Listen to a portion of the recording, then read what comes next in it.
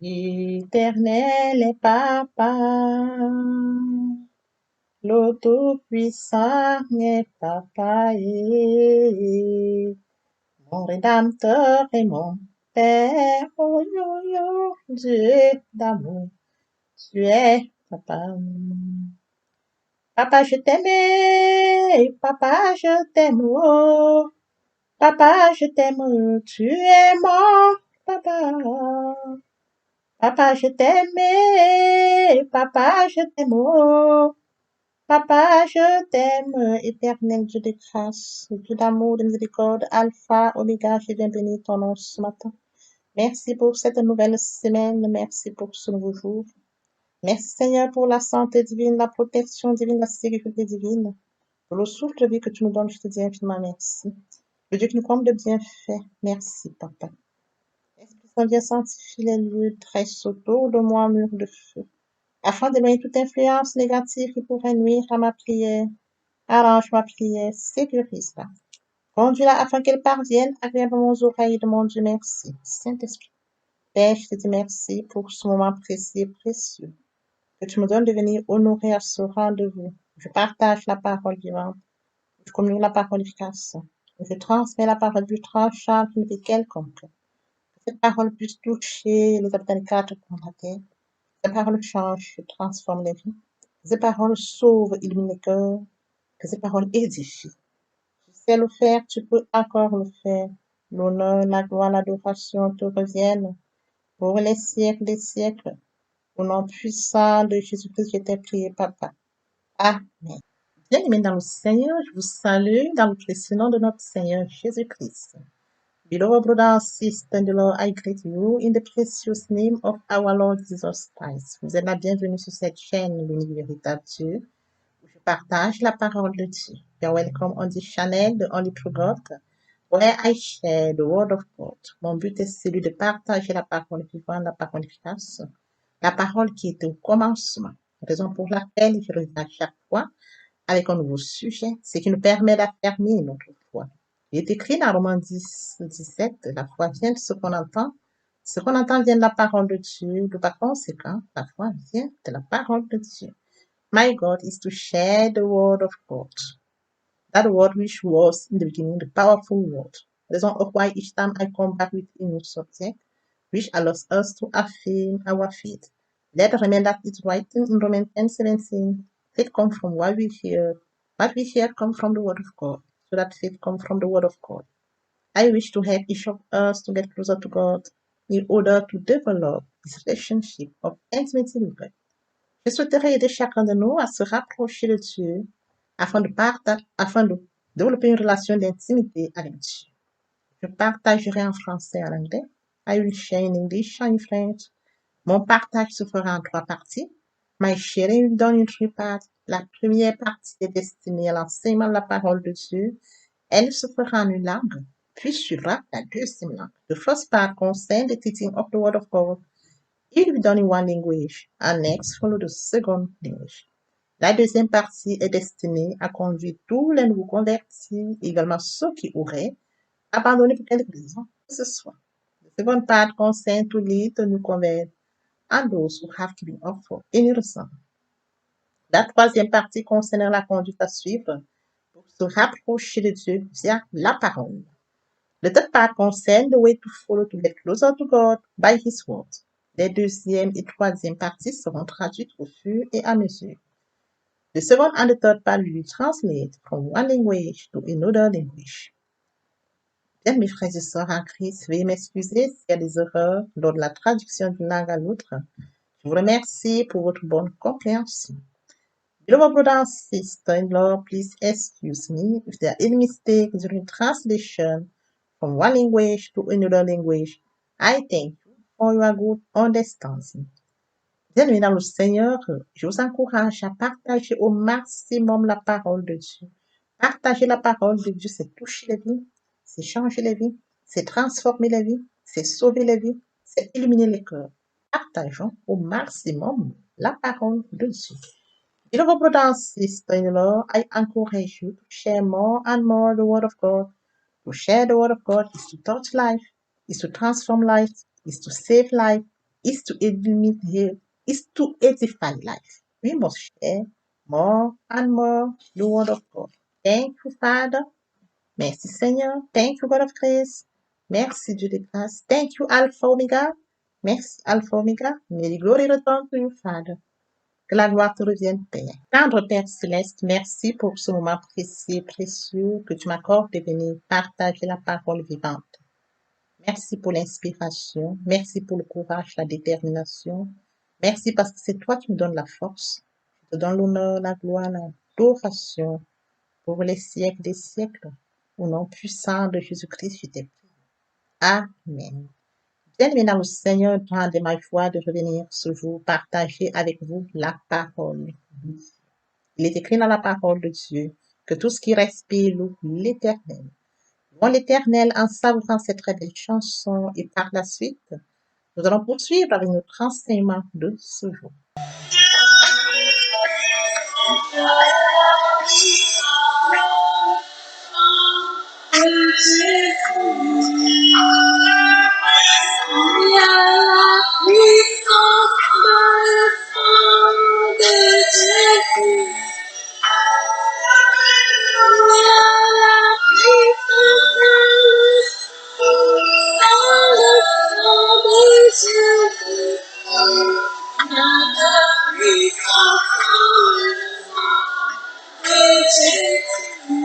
Bien, mesdames et Seigneur, après avoir savouré cette très belle chanson, nous allons poursuivre par la lecture de Luc 22, verset 41 au verset 42. Là, il est écrit, s'étant mis à genoux, il pria disant, Père, si tu voulais éloigner de moi cette coupe. Oui, bien mes frères et sœurs en Christ, aujourd'hui nous allons partager ensemble cet enseignement intitulé Se soumettre à la volonté de Dieu. Bien mes frères et sœurs en Christ, après lecture de Genèse 22, verset 41, verset 42, il est question de Jésus-Christ. Tel que mentionné tout au début, s'étant mis à genoux, il pria, disant, Père, si tu voulais éloigner de moi cette coupe.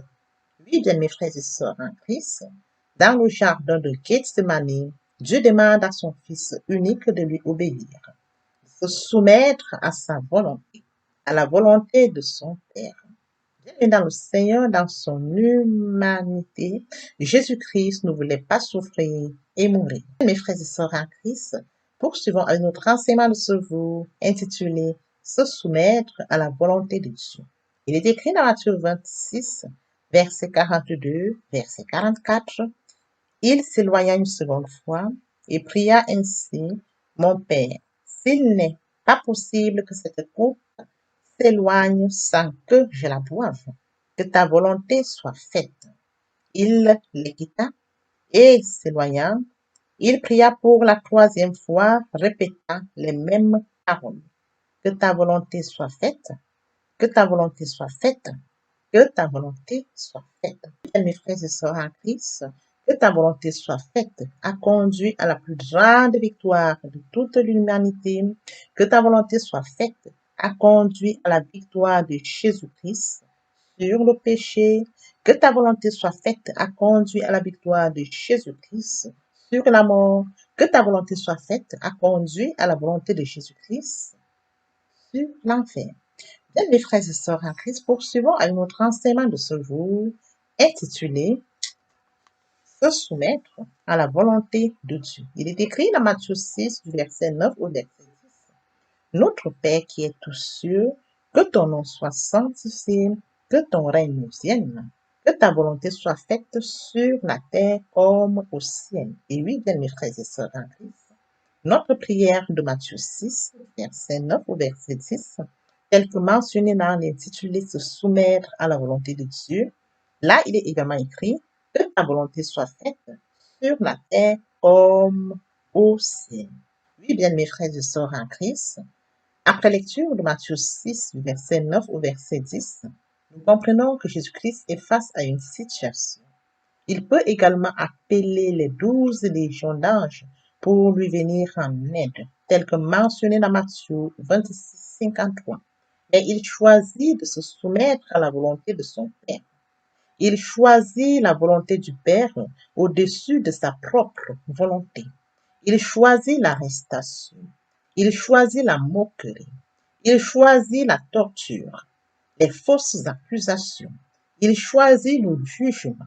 Il choisit l'outrage, la nudité.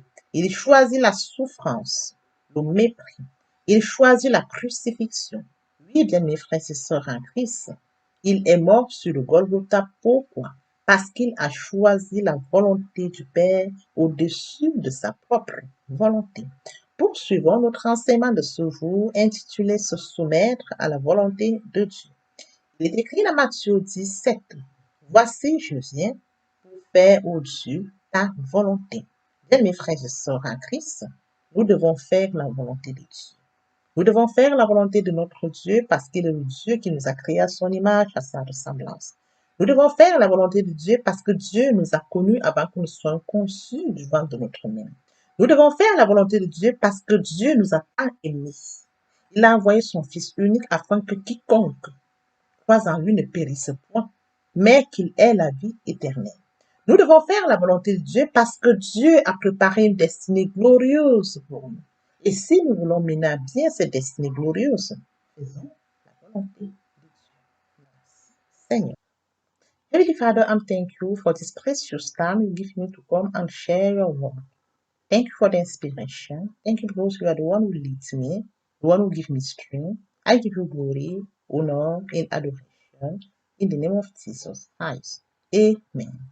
Beloved brother and sister in the Lord, I'm so happy to come back today to share with you the powerful word, that word which was in the beginning. Let's read this morning Luke 22 from verse 41 to 42. There it's written. He kneeled down and prayed, saying, Father, if you will take this food away from me. Yes, brother and sister, today we are going to follow our teaching entitled Submit to God's Will. Beloved brother and sister in the Lord, it's about Jesus Christ. Like we read it in Luke 22 from verse 41 to 42. In the Garden of Gethsemane, God asked his only begotten Son to obey him, to submit his will to the will of his Father.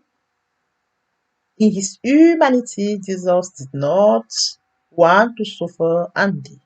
Let's follow by reading Matthew 26, verse 42 and 44. There is written, He went away a second time and prayed thus, My Father, if it is not possible for this cup to go away without my drinking it, your will be done. He left them, and walking away, he prayed for the third time, repeat the same word, Thy will be done. Thy will be done. Thy will be done. After reading Matthew 26, verse 32 and 44, we understand that there is written, Thy will be done. Thy will be done, and let's do the greatest victory to the all eternity. There will be done Jesus' victory over sins. There will be done Jesus' deeds and hell. Beloved brothers and sisters, let's follow our teaching entitled Submit to God's Will. We can read in Matthew 6 from verse 9 to 10. Our Father, who art in the heaven, hallowed by thy name. Your kingdom come, your will be done on earth as it is in heaven.